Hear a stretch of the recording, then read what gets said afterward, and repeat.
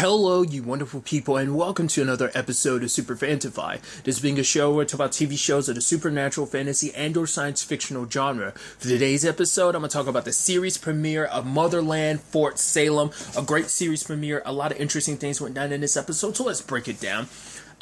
First and foremost, that's a crazy way to open a show. I was like, where is this going to go? And the fact is, I think they said, 1,600 people on that mall died? I was like, wow. Because what they said, how it works is that basically, I think they call it like a suicide bomb, that basically it's like anyone that hears that noise gets cursed. But I'm like, is it just that the noise like reverberates and hits everywhere within a specific general area? But they say like it almost sounded like they were saying pass it on. So I'm wondering like if people in a certain area hear it and they come in contact with another person and they pass the curse on, which is a very powerful thing. But it's like, that's a crazy way to start off the show, but also just shows you like just the mass casualties like witches are capable of causing. That's nuts. Because normally you don't see spells in like witch shows, early shows that have witches. You never see something at such a grand scale. And to find out like, oh, they're not doing it once or twice. They're doing it like all over the place. This is some of their big hitter moves, you know? And especially that beginning where like she burns the mask off and kind of like reveals her real face. I was like, ooh, that's crazy.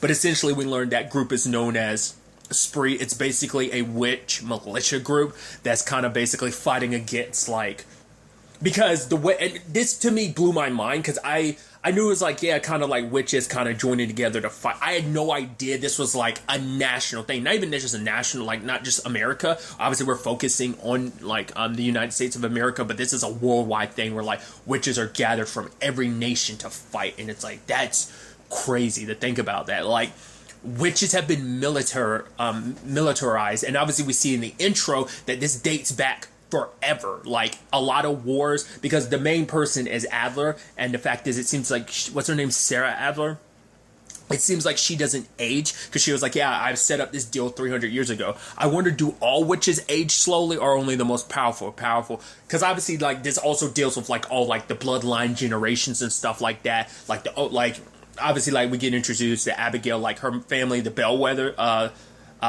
was it Bellwethers or Bellwaters? But her family are like some of like, they date way back to like almost the beginning of all this. I'm curious like how old witches are. Is Adler like, is she like the oldest witch that's around? I'm just curious about like the time frame and stuff like that. Like, where did witches come from? Have they always been there in hiding? And is she the first one to kind of come out to the light? I will help you win your war if you look out for me and my kind. Me and my people, essentially, you know, so. But essentially, it's kind of, was a conscription day, basically. A lot of people are getting drafted. Obviously, our three main protagonists, at least we've kind of been set up as our three main protagonists, Raelle, Abigail, and Tally. Each with their own different reasons for kind of getting signed up. Raelle's not as, like, hurrah, not fully believes in this cause as much, because this cause took her mother away from her, you know? Abigail is kind of like, it's my family legacy, and so she's kind of coming from the position of, I've got to live up to my namesake. So each one of them's coming with their own issues, because I think even in Abigail, she might come off stuck up and stuff like that, but it's like so much of it's expected of her, because even her mom was like, yeah, just don't besmirch our family name, right? And it's like, and all smiles afterwards, but it's like, yeah, she's got the weight of her entire family on her, because it's like, right, your mom, our ancestor, she was like the first slave to she was a slave like during that time, and she was a part of all of this as well, you know? And Tally wants to be here, even though her mom is saying, like, no, I lost 4 sisters to this. I don't want to lose you too. Like, she kind of had to go through a lot to make sure it happened. But, you know, Tally still wants to go because she's patriotic. She's like, I have the power and I don't want to see innocent people die, you know? Whether it's like Abigail has the patriotism, but also it comes from a situation where it's almost like it's expected of me. So Tally just seems the most like, no, I'm about this. Like I said, just it feels with Abigail, she doesn't fully. It's because it's like it's there, but it's also because like she has to like maintain that air about her of like, yeah, I'm a soldier. I'm about this through and through. Raelle kind of doesn't hide how she feels about it. It's like, oh no, I'm not about this. You know, she's a little resentful and resistant, like upon showing up. Like obviously when everyone's kind of stomping when Adler's giving her speech, she was the only one that wasn't. because she doesn't believe in this, because she talks about it later on, because all of them talk about like the family that they've lost. Like Abigail says like she's lost aunts and cousins. The fact is that I think she said like grandmothers who died before they were 50. Rael talks about her mom dying in a firefight in on a beach, and it's like when the fight was over, like the sand had turned to glass, and it's like they had to crack my mom out, whatever was left of her, which is like that's not good. That's actually really sad, you know. They get introduced to their drill sergeant, Anacosta, which is, if I'm not mistaken, that's the actress who played Janine in House of Pain, isn't it? I think that's her. I could be mistaken. I was about to say, oh crap. I've seen her in other. There was something else I've seen her in. I feel like fairly recent, but I don't know. That's kind of what immediately comes to my mind. Like I said, if it's an actress, it looks like her, but I could be mistaking her for a different actress. But hell, even like the whole like, once again, having to make a pledge and stuff like that, because it seems like it's kind of mandatory. It doesn't seem like you can necessarily get out of it, because like Rayo was like, whoa, wait, you didn't have to be here, Tally, and you chose to be here. I think that speaks volumes. Once again, just shows you how like patriotic she is, that she wants to do what's good. But obviously, there was even the point where it's like, you know, people are celebrating. It was like, yeah, the lady that Rayo was kind of like dealing with that thing she had going on. It was kind of like, oh, thank you for your service. Like, I haven't even done anything. Like, yeah, but the fact is you're still doing something. And even Tally, you know, it's like, oh my God, oh, someone will gladly give up their seat for you. And the dude's like, yeah, I'll give her my seat. And he's like, yeah, she's not going to need like it might as well make that one way, because she ain't going to need a return trip. It's like, shut up. Why would you say that? But I guess it's just because, like, sadly, so many people die. And that's why Rayo, I think, said what she said, where it's like, no one's got more blood on their hands than Adler. Because even having a comment about, like, it came up about her being controversial, which I'm like, why is that?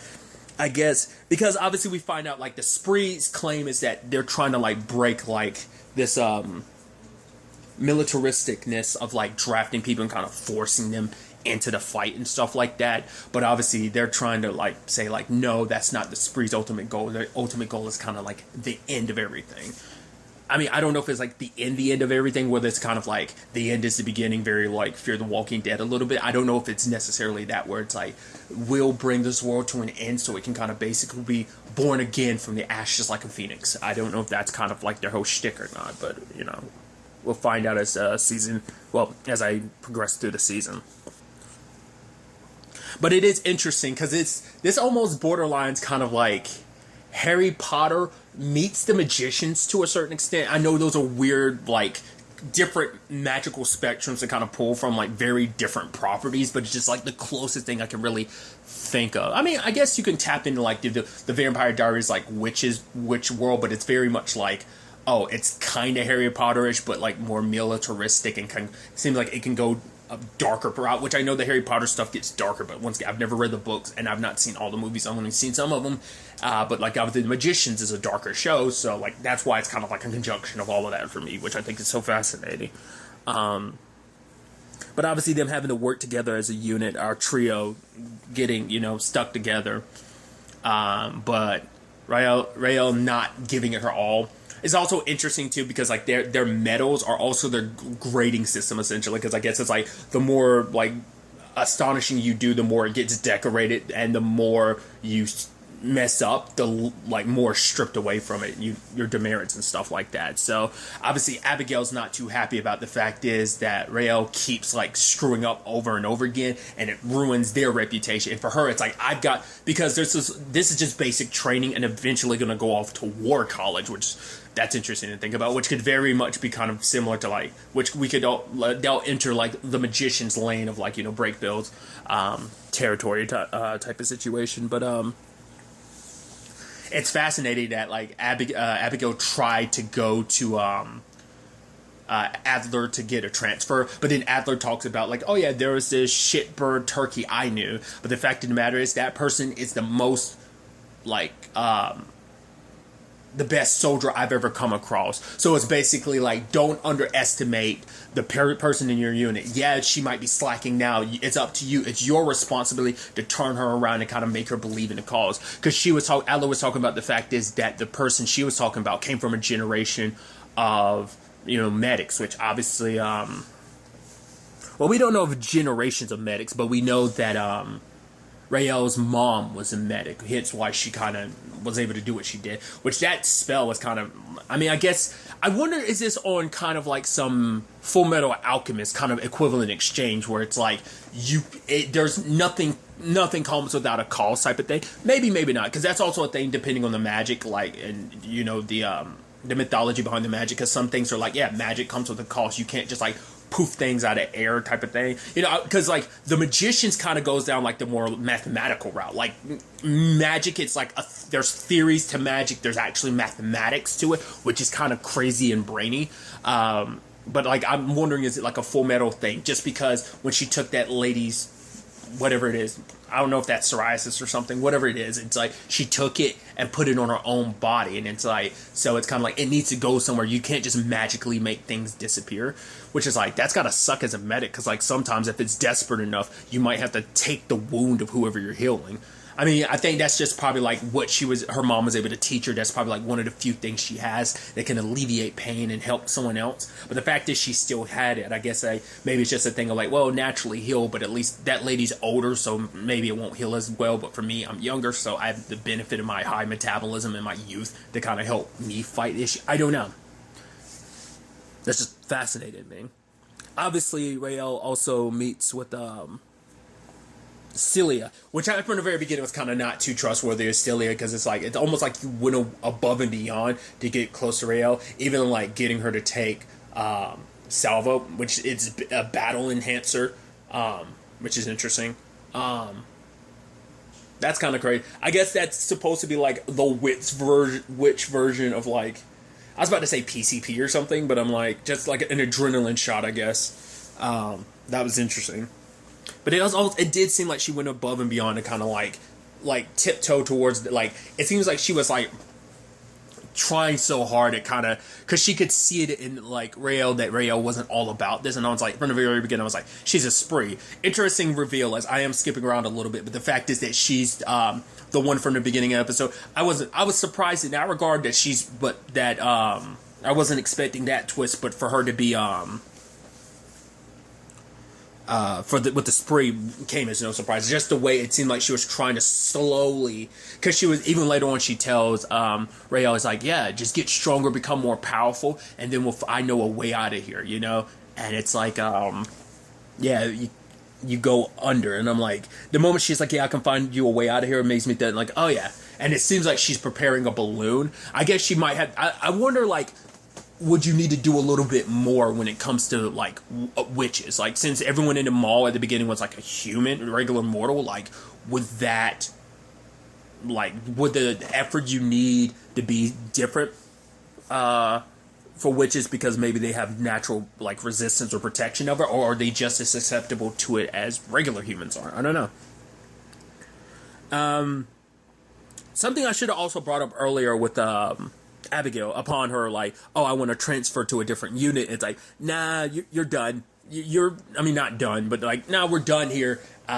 You're staying, get out. But like, Adler has that thing where it's like everyone else in that room, I don't know whether they kind of got like a hive mind thing, like I guess they're like the high council kind of thing, as like, and Acosta was saying like, yeah, they're always watching, so maybe that's their whole shtick. So, because obviously at one point in time, like, they start kind of clicking their tongues, and even Abigail's looking around. And then when Adler told her to get out, they all said it in unison. So I guess that's kind of supposed to be her unit, kind of like her hive mind of like how they're able to kind of get so much done, because we're in unison and we kind of work through everything. I don't know how that works, but like I said, I'm curious about that statement about her being controversial. Like, what else is there to tell that, We also have Rael reading letters her dad sent her. Those letters are her mom's letters. And I thought it was interesting how she was asking, like, Abigail about, like, oh, your mom, was she, like, I think she referenced Greenville. Because I think she says she's from, like, the Carolinas, which I'm like, oh, north or south? I didn't pay as much attention as I should have at the beginning when they were, like, showing the different locations. I was like, hey, if you're unaware, I live in North Carolina, born and raised. God, I don't know why that feels so, like, just a good old born and raised country boy. I don't know why. Like, me saying born and raised makes me feel like that. that's just the Southerner in me thinking like that. I don't know. Regardless, but she was asking her about Greenville. It's kind of like, yeah, my mom was there. It was just kind of like, whatever. But like during her letter, like reading her mom's letter, she found out like they kind of got screwed over. It's like, yeah, we tried to hide in a monsoon. Jeez, I couldn't say that. But somehow the spree knew, and now they've been chanting these spells for days, and now we have no way out. And it's like, yeah, like Abigail's mom, Petra, it's like, yeah, because of her, like she's made mistake over and over again, but this is her most critical one. And so that led to Rael fighting Abigail, being like, yeah, it's your fault that my mom died. But it was interesting though, is in that moment while they're struggling, like a storm came and Anacostia was kind of looking, I was like, is that a byproduct of Rael, or is it a byproduct of both Abigail and her being in tension, or is that supposed to be like, oh, like those who are watching being like, you better shut that down? I don't know. Obviously, Anacostia tells Tally about what was going on, and she basically calls both of them weak. It's like, if anyone should be walking, it should be me. Rael's not about accepting responsibility, and you have this superiority situation. Once again, she's about this. She believes in this, and so it's like, for her, it's like, I'm the only one here for the right reasons. Both of you are on some. Let's keep it frank. She's basically like, you guys are on some bullshit, so. It is an interesting thing, too, that, like, all right, they need their voices. I thought that was so interesting. It's like, right, every aspect of your vocal situation, your lyrics, everything always needs to be functional. I'm like, that is so interesting. Because, like, there's no magicians, like, hand motions and stuff like that. It's like Harry Potter. It's like, you need to, like, say spells out loud. Which, I'm trying to remember. Obviously, there are, like, spells you didn't need or specialties, like you didn't need like to actually say any spells. You just like head motions and stuff. Very like, well, because even in Naruto you need to say do you actually need to say the jutsu while you're doing the hand motions and stuff like that? I'm actually not sure.